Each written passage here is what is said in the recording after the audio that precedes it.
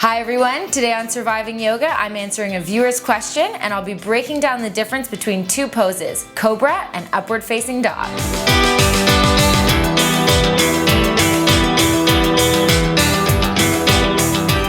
Cobra and Upward Facing Dog are key parts of sun salutations, so you'll likely see these poses in almost every yoga class. But the problem is that most people confuse these two poses and end up doing a hybrid of the two, which can lead to injury, especially in the lower back. I'll start off by demonstrating Cobra Pose since this is the beginner version of the pose, and then later I'll move on to Upward Facing Dog. To come into Cobra Pose, start by lying on your stomach.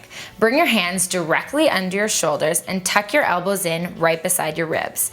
Then push your toes and the tops of your feet into the mat and firm up your thighs. From here, start to bring your shoulders slightly off the mat, and this will help to bring your shoulder blades down your spine. Then from here, start to pull yourself forward and then curl your chest up off the mat. Now, as soon as you start to feel any crunching or discomfort in your lower back, just make sure to come down a little bit, and then you'll hold the pose for 3 to 5 breaths. Ensure that you're keeping your shoulders down away from your ears and your shoulder blades moving down your back. Moving on to Upward Dog. This pose has many of the same benefits as Cobra, so it's a back bend. It's also a heart opener, so it opens up the front of your body, and it also strengthens your wrists and your arms. Now, this is definitely considered an advanced pose, so just make sure that you practice Cobra and you're comfortable with Cobra before moving on to Upward Facing Dog. So the initial preparation for Upward Dog is very similar to Cobra. You'll start by lying flat on the mat and bring your hands beside your body, but this time they're going to be down further by your ribs. Your elbows are still tucked in nice and close to your body.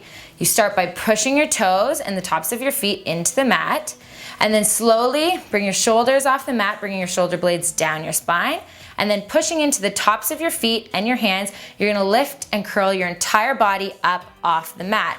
Now here, you really wanna make sure that you're not sagging through the spine. So by doing this, you're gonna push into your hands, making sure that your shoulders are down away from your ears and your thighs are really firmed up to protect your lower back.